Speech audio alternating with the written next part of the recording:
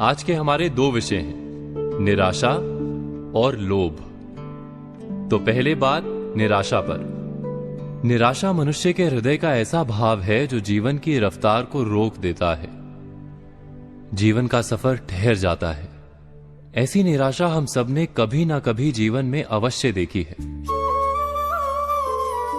जब लगता है कि संसार शत्रु है, हमारे सुख का मार्ग सदा के लिए अवरुद्ध हो गया है, श्वास जब बोझ बन जाती है और जीवन का अंत लुभावना लगता है, हम मानते हैं कि आशा यदि जीवन है तो निराशा मृत्यु है। किंतु क्या ये सत्य है? आशा के अभाव का नाम क्या निराशा है? शब्दों से ऐसा लगता है, पर वास्तव में आशा और निराशा का कोई संबंध ही नहीं। वो कैसे? लगता है कि आशा का ना होना निराशा है, किंतु क्या यह सत्य है? एक बार विचार कीजिए कि आशा क्या है। हमें संसार पर और समय पर विश्वास है कि यदि समस्या है तो समाधान भी होगा, यदि इच्छा जन्मी है तो उसे पूर्ण करने का उपाय भी होगा, यदि कोई मंजिल है तो रास्ता भी अवश्य होगा। और हमारा अनुभव भी तो यही कहता है कि देर सवेर हमारी इच्छा अवश्य पूर्ण होती है।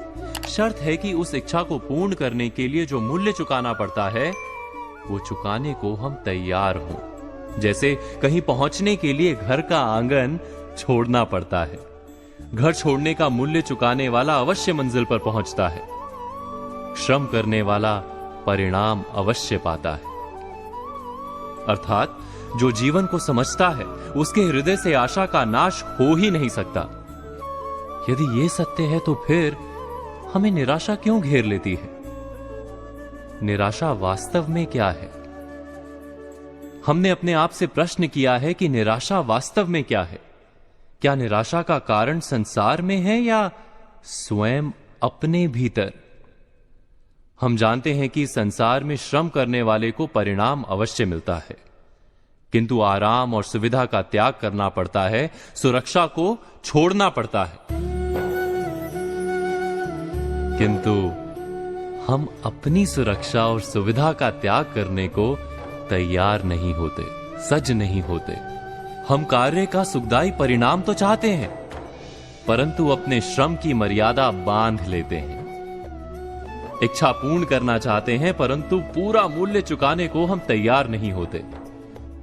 हिमालय की चोटी पर पहुंचना है, पर घर का आंगन नहीं छोड़ना है। वहां से निराशा का जन्म होता है। अर्थात आशा के ना होने को निराशा नहीं कहते। निराशा वास्तव में हमारे आलसीपन का नाम है। जो श्रम और त्याग कर पाता है उसे निराशा कभी पीड़ा नहीं देती। क्या ये सत्य नहीं? हम बात कर रहे हैं अब लोभ पर। हम जीवन में इस लोभ के बंधन में अक्सर पड़ जाते हैं। ये लोभ ऐसा जादूगर है जिसके मंत्र से बचने के लिए हमें काफी सावधान रहना होता है। वैसे इस लोभ का कोई कारण नहीं होता। जरूरत हो ना हो फिर भी लोभ हो सकता है। आपने कभी सोचा है कि क्यों रखने के लिए स्थान ना हो तो भी लोग खरीद कर सामान इकट्ठा करते जाते हैं? खरीदने की शक्ति ना हो तो भी लोग कैसे भी खरीदने का सपना देखते रहते हैं। यह और कुछ नहीं, लोभ है। अक्सर किसी की अच्छी कार देखकर आपको लगता है कि काश मेरे पास भी ऐसी ही कार होती। जो भी किसी और के पास है वो सब हमारे पास हो। हमें वास्तविक रूप से कार की आवश्यकता है कि नहीं, लेकिन हम उसको पाने के लिए कुछ भी करने लगते हैं। हमें पता भी नहीं चलता। और शायद इसी तरह की सोच के जरिए लोभ हमारे मन में घर बना लेता है। ऐसे ही लोभों के कारण हम कई बार बेवजह ईर्ष्या, द्वेष और तनाव का शिकार भी हो जाते हैं। दूसरों की समृद्धि और संपदा को देखकर हम कभी कभी उनसे ईर्ष्या और उससे भी बढ़कर द्वेष रखने लगते हैं।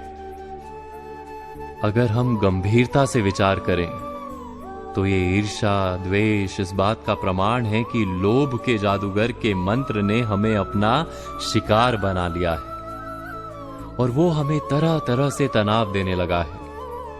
हम सोचना ही छोड़ देते हैं कि इसी लालच की वजह से ऊंचे ब्याज पर लोन लेकर खरीदी गई गाड़ी ज्यादा जरूरी है या फिर मानसिक शांति। लोभ में कर्ज लेकर विदेश की यात्रा आवश्यक है कि बच्चों की पढ़ाई। अगर हम विचार करें तो इस लालच के चंगुल से छूटना इतना मुश्किल भी नहीं है। यदि आप अपनी आवश्यकताओं और अपनी धन शक्ति का यथार्थ समझ लें तो खुद को लालच के भूत से दूर ले जाकर फिर से एक सुलझा हुआ इंसान बना सकते हैं। ये मंत्र आजमाइएगा जरूर। आशा करता हूं कि हमारा ये विषय आपके जीवन में कुछ अर्थ भरेगा।